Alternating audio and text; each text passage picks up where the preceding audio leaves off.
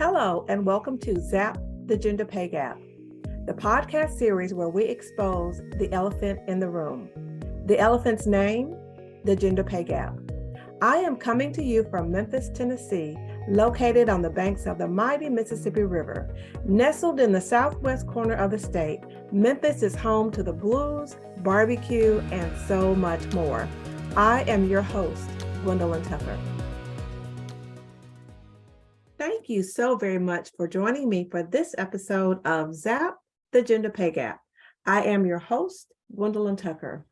I created this podcast series to do three things.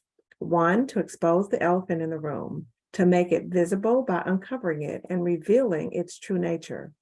Two, to disclose some pertinent facts about this elephant, facts that prior to now were probably made secret or previously unknown to you. And then three, to determine how to dispose of this elephant in the room. Now, March is a month where we take time to recognize and celebrate achievements women have made. And we celebrate women's achievements this month in three major ways. One is International Women's Day. Another is Women in Construction Week.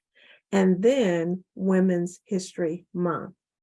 For instance, today is March 8th, International Women's Day. This week, March 5th through 11th, is Women in Construction Week, where we celebrate and highlight the work of women in construction. And for the entire month of March, it's set aside in the United States as Women's History Month. Let's take a look at each of these celebrations to better understand how they began and how they have evolved over time. Let's start with International Women's Day. It is celebrated around the world on March 8th. Although it began in the United States over 100 years ago, women from around the world have had a hand in shaping this day into a movement that is recognized and celebrated around the world. The goal of International Women's Day is threefold. One, to celebrate women's achievement. Two, to raise awareness about discrimination. And three, to take action to drive gender parity. This year's theme and call to action is Embrace Equity. Now, if you've listened to a previous episode of my podcast, you know that this is right up my alley, especially when it comes to showing women how to zap their gender pay gap. In addition to International Women's Day, this week we have another very important opportunity to recognize achievements women have made. This is Women in Construction Week. The week beginning March 5th through March 11th of this year, we get to celebrate and highlight the work of women in construction. During the course of my career in corporate, I got a chance to get to know a number of women in construction. And even now, I get to know a number of women who actually lead construction firms. Now, according to the National Association of Women in Construction, women account for approximately 11% of the entire U.S. construction workforce. That is as of 2022. Although women in the U.S. earn approximately 82% of what men earn overall, the gender pay gap is significantly smaller in construction occupations. According to the National Association of Women in Construction, the female to male earnings ratio for women in construction is approximately 95%. Still not equal compared to what men in construction earn, but it is much, much better than 82%. Now, given a choice, I'd take 95% over 82% any day of the week and twice on Sunday. But even 95% is not good enough.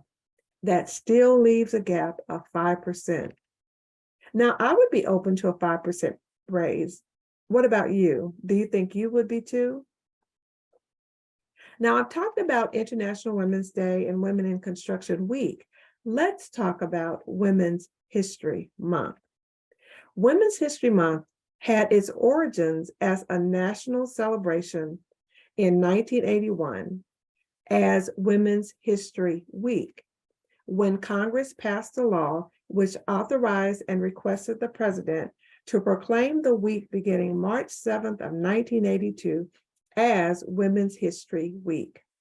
And for the next 5 years, Congress continued to pass joint resolutions designating a week in March as Women's History Week.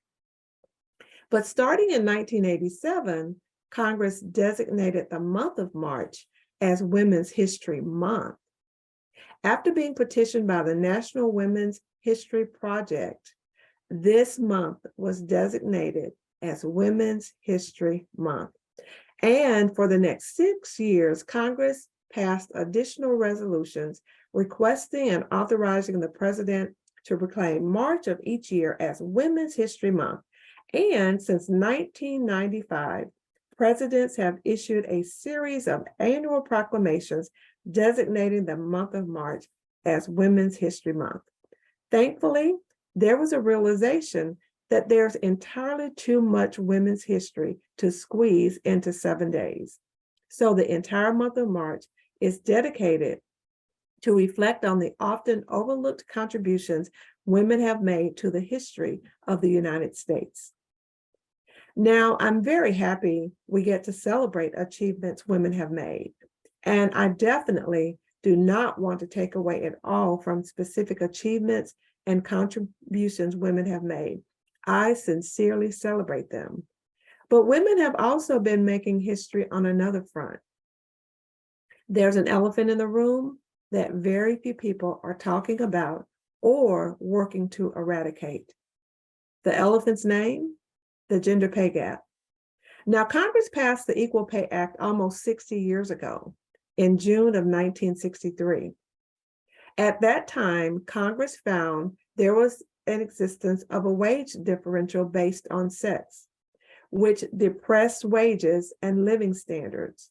That differential persists even to this day.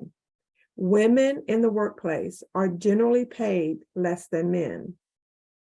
Now, although the Equal Pay Act was passed in 1963, according to the Bureau of Labor Statistics, the first year for which comparable earnings data can be found is 1979.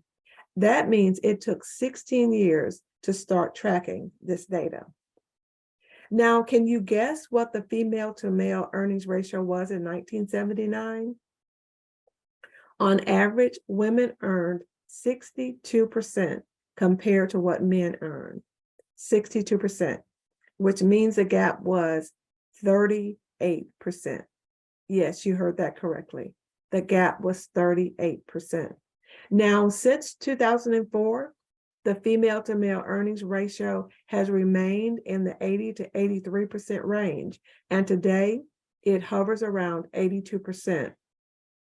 Now, women have certainly made strides in closing the gap. 82% is a far cry from 62%, but it is still unequal. Do you remember the Payday candy bar? The original Payday candy bar was caramel covered in peanuts. But then after Hershey's purchased the company, they added another version. It was covered in chocolate. Now, I'm not sure which one you like the best. I personally like the caramel covered in peanuts. But regardless of the one you prefer, imagine getting 82% of the candy bar. And imagine that happening every payday, not just for one. This elephant manages to stick its trunk into a woman's payday and take up to 18% or more of a woman's pay every single payday. Now, I have a degree in accounting, and I earned my designation as a certified public accountant after starting my career in paper manufacturing. But you don't have to be an accountant to know that these numbers are not good. What if women in the workplace could be history makers who zapped their gender pay gap and increased their take-home pay? How could that possibly make a positive difference in both their and their families' lives? I would think it would make a major difference, impacting their earnings not only now, but also into their future and extending into retirement. Now, I desire to be a history maker. My mission in life is to leave each person in place better than I found them. And I believe I can do that by showing women in the workplace how to close their gender pay gap. Now, if you haven't done so already, please download my ebook, Underpaid, the #1 challenge women face in the corporate workplace. Just click the link in the description box below.